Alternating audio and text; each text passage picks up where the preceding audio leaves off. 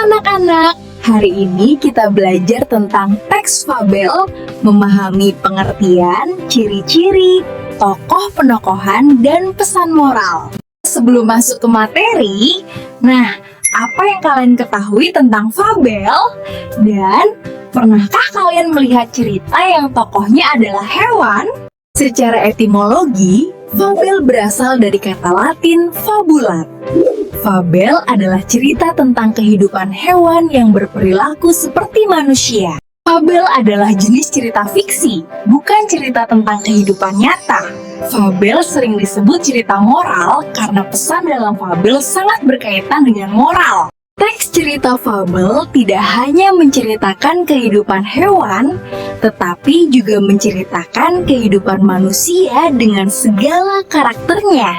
Sekarang selanjutnya ciri-ciri teks fabel. A. Tokohnya adalah hewan. B.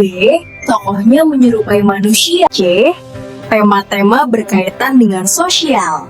D. Karakter berperilaku seperti manusia. E. Menggunakan sudut pandang orang ketiga. F. Alur maju. V. Masalah yang dialami karakter hewan sama seperti yang dialami manusia. H. Ada latar belakang, tempat, dan waktu. I. Menggunakan bahasa sehari-hari.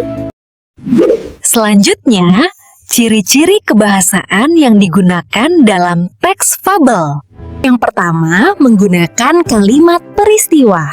Contohnya, seperti katak itu mendatangi ikan yang sedang kehujanan. Semut itu menyimpan makanan di lubang.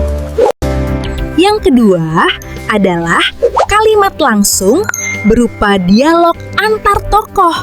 Yang ketiga, menggunakan kata-kata sehari-hari dalam situasi abnormal atau bahasa percakapan. Lalu, apa itu karakter? Karakter adalah orang atau hewan yang menjadi pelaku dalam cerita. Ciri-ciri tokoh tersebut, protagonis atau antagonis, tokoh utama atau tokoh pendukung. Lalu, apa saja ciri-ciri tokoh utama? Yang pertama, sering dibicarakan, dan yang kedua, sering muncul. Dan yang ketiga adalah pusat cerita. Nah, sementara karakter pendukung adalah karakter tambahan. Karakterisasi dan sifat tokoh. Karakterisasi adalah pemberian karakter pada sebuah tokoh. Tokoh bisa berupa protagonis atau antagonis. Sementara karakter tokoh adalah penggambaran fisik, penggambaran tindakan tokoh, dialog, monolog tokoh.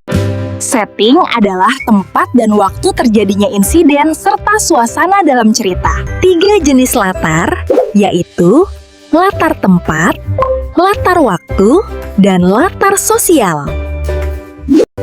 Kemudian, tema. Tema adalah gagasan yang mendasari cerita. Tema dapat ditemukan dari kalimat kunci yang diungkapkan oleh karakter atau kesimpulan dari keseluruhan peristiwa sebab dan akibat dalam cerita. Pembahasan terakhir adalah amanat.